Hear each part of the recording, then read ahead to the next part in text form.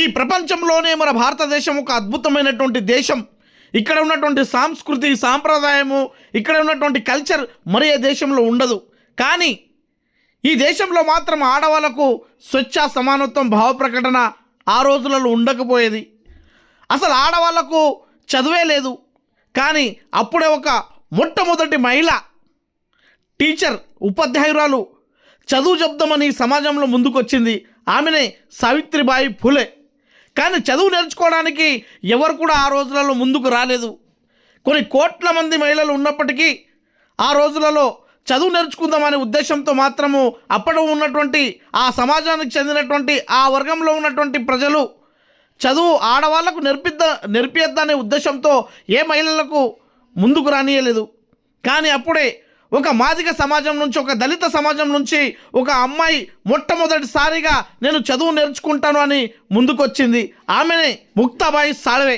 ముక్తాబాయి సాల్వే గారు ఆ రోజులలో అంటరానితనంలో ఉన్నటువంటి ఆ రోజులలో సావిత్రిబాయి ఫులేను గురువుగా భావించి ఎన్నో అవమానాలు, ఎన్నో అడ్డంకులు, ఎన్నో దెబ్బలు, ఎన్నో రకాలుగా చిత్రహింసలు పెట్టినా కూడా ముక్తాబాయి గారు ఆ రోజుల్లో చదువును చదువుకొని ఈ సమాజంలో, ఈ భారతదేశంలో మొట్టమొదటి మహిళ విద్యార్థినిగా తన ప్రస్తావాన్ని మొదలు పెట్టడం జరిగింది. ఆమె పుణ్యమే ఈరోజు కొన్ని వందల మంది ఐఏఎస్ ఆఫీసర్లు కావచ్చు, ఐపీఎస్ ఆఫీసర్లు కావచ్చు, టీచర్లు కావచ్చు, ఇంజనీర్లు కావచ్చు, డాక్టర్లు కావచ్చు, కలెక్టర్లు కావచ్చు, లాయర్లు కావచ్చు, ఈ దేశానికి రాష్ట్రపతి కావచ్చు, ప్రధానమంత్రి కావచ్చు.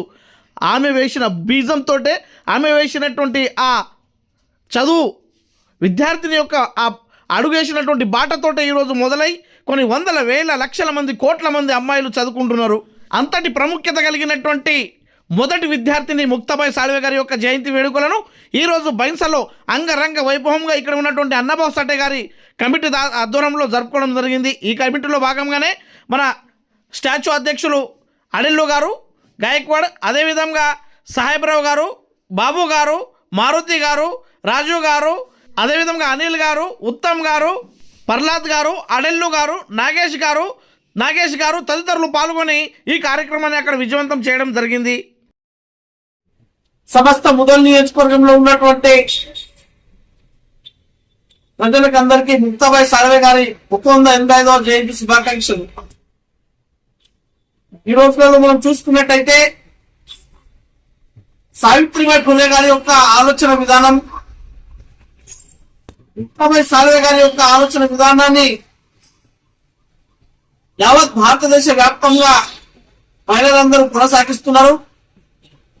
అందుకే ఈరోజు సావిత్రిబాయి ఫులే ఆలోచనలను, ముక్తాబాయి ఆలోచనలను వాళ్ళు ఆచరిస్తున్నారు. కాబట్టి భారతదేశానికి ఒక రాష్ట్రపతి కావచ్చు, భారతదేశానికి ఒక ప్రధానమంత్రి కావచ్చు, భారతదేశానికి ఒక ఐఏఎస్ ఆఫీసర్ కావచ్చు, ఐపీఎస్ ఆఫీసర్ కావచ్చు, ఆ స్థాయిలో వీళ్ళ ఆలోచన విధానం తీసుకుని వెళ్తున్నారు.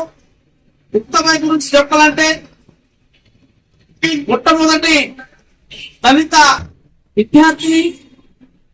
తను అంటరాని సమయంలో కూడా, ఎవరు ఆమెకు విద్య నేర్పని సమయంలో కూడా ఈ సమాజం పట్ల ప్రేమతో నేను ఏదో ఒకటి సాధించాలన్న ఉద్దేశంతో, ఈ సమాజాన్ని జాగృత పరచాలన్న ఉద్దేశంతో ముక్తాబాయి గారు మొట్టమొదటి విద్యార్థినిగా సావిత్రిబాయి పోల్చి ఈ సమాజంలో ఉన్నటువంటి పేద మధ్యతరగతి బడుగు బలైన వర్గానికి చెందిన దళితుల పక్షాన ఎన్నో నవలను, కథలు, రచనలు రాసి ఈ భారతదేశంలో ఉన్నటువంటి దళితులకు చైతన్యపరిచినటువంటి మొట్టమొదటి విద్యార్థిని ముక్తాబాయి గారు. అలాంటి ముక్తాబాయి గారిని ఖచ్చితంగా మనం ప్రతి ఒక్కరు ఆదర్శంగా తీసుకోవాలి. ఇలాంటి జయంతులు చాలా చోట్ల చేస్తారు. మీ వాడల్లో, మీ గల్లీలో, మీ గ్రామంలో ముక్తాబాయి ఆదర్శంగా తీసుకొని నేటి నుంచి ప్రతి ఒక్కరు ఆమె జయంతిని జరుపుకోవాలని కోరుతూ సెలవు తీసుకుంటున్నాను. ఈరోజు దళిత బహుజన ప్రథమ విద్యార్థిని ఎలాగైతే సావిత్రిబాయి ఫులే గారు ప్రథమ మహిళా ఉపాధ్యాయురాలుగా ఈ దేశం గుర్తించిందో, అలాగే ముక్తాబాయి సాల్వేని ప్రథమ విద్యార్థినిగా గుర్తించాలని మేము మా కమ్యూనిటీ తరఫున ఈ భారతదేశ ప్రభుత్వానికి కోరుకుంటున్నాము. అలాగే ముక్తాబాయి సాల్వే పూణేలో నవజీ సాల్వే యొక్క కుటుంబీకురాలు, అలాగే మహాత్మా జ్యోతిబా ఫులే స్థాపించిన స్కూల్లో సావిత్రిబాయి ఫులే ఉపాధ్యాయురాలుగా ఉన్నప్పుడు ఎవరు కూడా విద్యను ఆర్జించడానికి రాలేరు. ఆ సమయంలో నవజీ సాల్వే గారి యొక్క కుటుంబీకురాలైనటువంటి ముక్తాబాయి సాల్వే ఆ బడిలో మొట్టమొదటి అడ్మిషన్ తీసుకోవడం జరిగింది. అలాగే సావిత్రిబాయి యొక్క నాలెడ్జ్ ను ఈమె ఆర్జిస్తూ మంచి జ్ఞానవంతురాలుగా ఆమె ఎదిగింది. ముఖ్యంగా ఆమె జీవితంలో ఒక ఘట్టం ఏమిటంటే, అప్పుడు భారతదేశంలో ఇంగ్లీష్ వాళ్ళు పరిపాలిస్తున్న సమయంలో రాణి విక్టోరియా గారు కూడా భారతదేశానికి వచ్చారు. అప్పుడు మన ముక్తాబాయి సాల్వే ఒక లెటర్ రాసింది. ఆ 14 సంవత్సరాల వయసులో ఆమె విక్టోరియా రాణికి ఒక లెటర్ రాసింది. అందులో ఏమిటి సారాంశం అంటే, అమ్మా మహారాణి, మేము ఈ భారతదేశంలో విద్యను ఆర్జించాలనుకుంటున్నాము, పొందాలనుకుంటున్నాము. కానీ ఇక్కడ ఉన్న కుల వ్యవస్థ మమ్మల్ని గుర్తిస్తలేదు.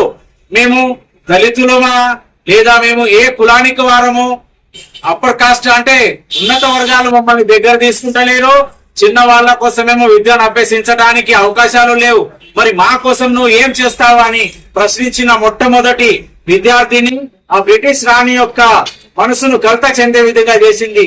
ఆ ఉత్తరానికి ఆమె రిప్లై కూడా ఇచ్చి, సరే నేను కూడా భారతదేశంలో మహిళ పిల్లలు అలాగే దళితులు బహుజనుల కోసం విద్యను అభ్యసించే వారు ఎవరైనా ఉంటే మా ప్రభుత్వం ద్వారా అవి ఏర్పాటు చేస్తామని ఆ యొక్క లెటర్ ద్వారానే తర్వాత కాన్వెంట్ స్కూళ్ళు అవి స్థాపించబడ్డాయి. అవి మహిళలకు కూడా విద్యను అందించడం జరిగింది. దానికి సర్వస్వము క్రెడిట్ వెళ్తుందంటే అది కేవలం ముక్తాబాయి సాల్వేకి మాత్రమే. అలాగే తర్వాత ముక్తాబాయి సాల్వే మంచి విద్యార్థినిగా ఎదిగి ఆ పూణేలోని ఆ వాడలో దళిత వాడలలో సావిత్రిబాయి ఫులే తర్వాత ఆ బడిని ఆమెనే కొనసాగించినట్లు మనం చరిత్ర చేస్తుంది.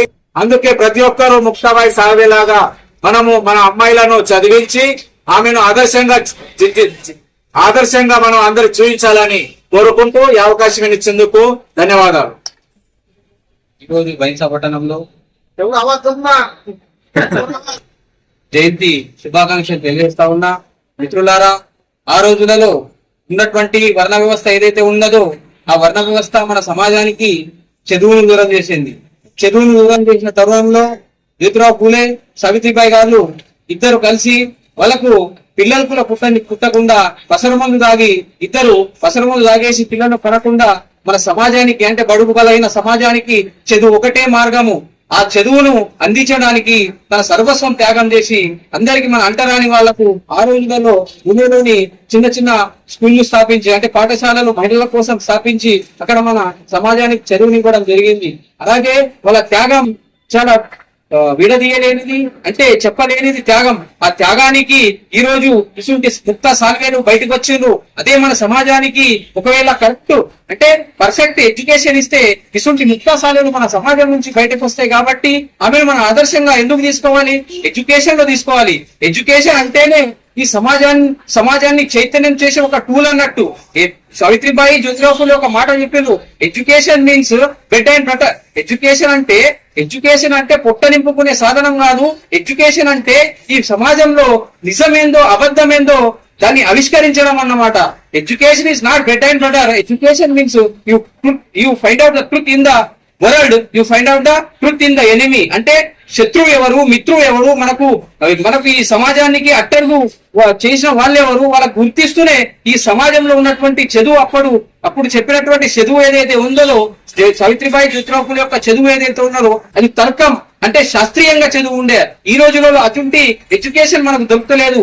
అటువంటి ఎడ్యుకేషన్ దొరికినప్పుడే మనం పర్ఫెక్ట్ అయిన చరిత్రను ముందుకు తీసుకెళ్తామని కోరుకుంటూ ఈ ముక్తాబాయి సాల్వే గారిని మనం సమాజం ఆదర్శంగా తీసుకొని ఎదగాలని కోరుకుంటూ ఈ అవకాశం ఇచ్చినందుకు మిత్రులకు ధన్యవాదాలు తెలియజేస్తా ఉన్నాం. బైన్సా పట్టణంలో అన్నవరం సాటే విగ్రహం దగ్గర సావిత్రిబాయి ఫులే జయంతి 3వ తారీఖున జరిగింది. కావున ఈ నెల కూడా మొత్తం జరుపుకోవాలి. మళ్ళా సావులే అతని జయంతి 1985 బైసా పట్టణంలో అన్నమా సాటే కమిటీ బైసా అందరము పాల్గొని దీనికి విజయ ఉత్సవంగా చేస్తున్నారు. అందరూ పాల్గొనాలని కోరుకుంటున్నారు.